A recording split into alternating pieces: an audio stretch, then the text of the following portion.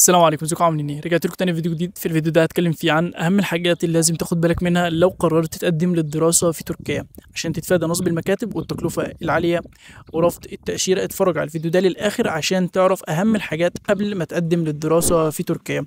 ما تنساش تشترك في القناه وتفعل زر الجرس. قربنا نوصل 1000 مشترك، حاولوا توصلوا لنا 1000 مشترك بسرعه، وكمان تحطوا لايك للفيديو لو عجبكم، وتكتبوا لي في التعليقات ارائكم في الفيديوهات اللي احنا بنقدمها، وكمان الحاجات اللي انتوا عايزين تشوفوها او تعرفوها عن تركيا في الفيديوهات الجايه. طيب انت دلوقتي اتفرجت على الفيديوهات بتاعتي للدراسه في تركيا وعرفت المميزات والعيوب، وخلاص خدت القرار انك هتيجي تدرس في تركيا. اهم الحاجات اللي لازم تاخد بالك منها قبل التقديم للدراسه في تركيا وهي تجهيز الاوراق المطلوبه، وهي شهاده الثانويه بتوثقها من اي مكتب خارجيه في المحافظه بتاعتك. ولو انت طالب في اي مرحله جامعيه مش محتاج انك تسحب شهاده الثانويه من الجامعه بتاعتك عشان تقدم بيها، تقدر تستخرج بيان درجات عادي جدا وتقدم بيه بدون اي مشاكل خالص. انت دلوقتي معاك شهاده الثانويه موثقه خارجيه وجواز السفر.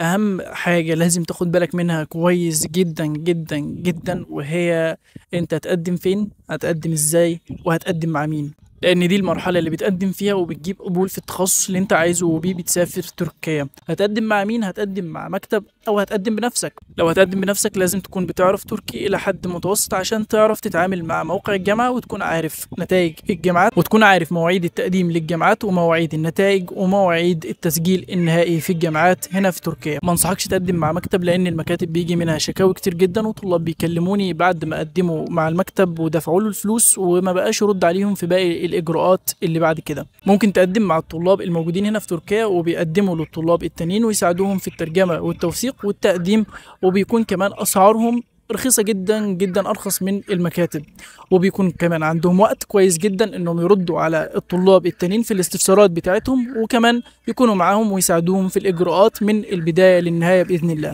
من الطلاب دول أنا برضو بقدم للطلاب وبساعدهم في التقديم والترجمة والتوثيق، وكمان برد على كل استفساراتهم وبساعدهم في الإجراءات بتاعتهم من البداية للنهاية. والحمد لله في خلال الشهر ده بس حصلنا أكتر من 9 قبولات لبعض الطلاب في كليات مختلفة، وبعض منهم كان مجموعه 53% وجبنا له برضو قبول في كلية. فلو عايزني أترجم لك الشهادة والباسبور وأوثقهم لك وأبدأ لك تقديم على طول مباشرة بإذن الله، ابعت لي على رقم الواتساب اللي يظهر على الشاشة أو رقم الواتساب اللي في وصف الفيديو، ونبدأ على طول مباشرة مع بعض رحلة الدراسة في تركيا بإذن الله. برضو لازم تعرف أنت هتقدم فين، هتقدم حكومي أو خاص. طبعا الفرق بينهم إن الحكومي بيشترط مجموع لكن أسعاره رخيصة، لكن حتى لو مجموع 50% بتتقبل إن شاء الله في كلية أو معهد.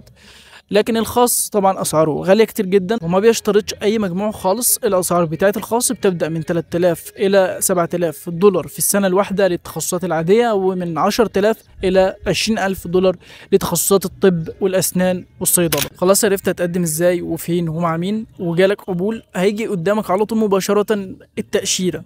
هتسافر بتأشيرة سياحية ولا طلابية؟ لو هتسافر بتأشيرة سياحية إلكترونية فلازم تاخد بالك كويس جدا إن مش كل المدن هنا في تركيا بتقبل التأشيرة الإلكترونية أو السياحية للإقامة الطلابية. عشان كده الشخص اللي بتقدم معاه لازم تخليه يسألك إدارة الهجرة في المدينة اللي أنت مقبول فيها إذا كانوا بيقبلوا بالتأشيرة الإلكترونية السياحية للإقامة الطلابية أو لا قبل ما تسجل التسجيل النهائي.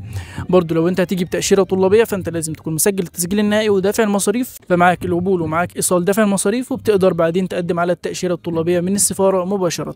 برضو خد بالك إن تذاكر الطيران رخيصة جدا، مش بسعر المكاتب اللي بيقول لك عليه، والأسعار اللي هم بيقولوها اللي بيزيدوا فيها 3 أضعاف سعر التذكرة الأصلي، وتقدر أنت بنفسك تحجز التذكرة بتاعتك من تطبيق شركة الطيران مباشرة بدون الحاجة إلى أي مكتب.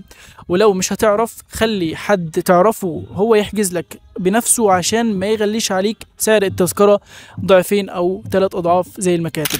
أول ما توصل تركيا لازم تعرف إن أفضل مكان تقعد فيه كطالب هو السكن الطلابي سواء الخاص أو الحكومي، ولكن لو أنت اضطريت إنك تأجر شقة فروح لمكاتب الأتراك وما تروحش المكاتب العرب، لان مكاتب العرب هياخدوا منك 3 اضعاف سعر الشقه عموله.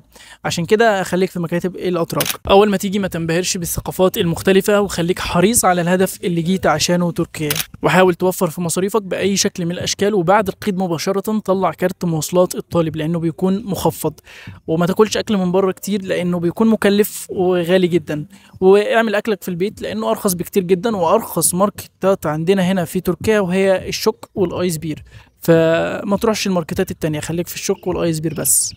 وركز على انك تتعرف على اتراك كتير جدا خاصة اول سنة عشان تعرف ثقافتهم وعاداتهم وتقاليدهم، وكمان تتعلم اللغة التركية كويس جدا.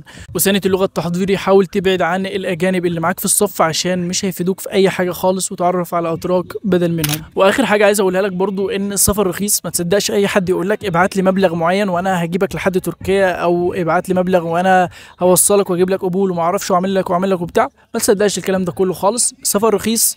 الاجراءات بتاعت الدراسه في تركيا بتبدا مرحله مرحله، مفيش مرحله مثلا مره واحده كده يقول لك ابعت لي فيها مبلغ معين وفي المرحله دي كلها مثلا بيجيب لك فيها كل حاجه. لا، مفيش الكلام ده خالص.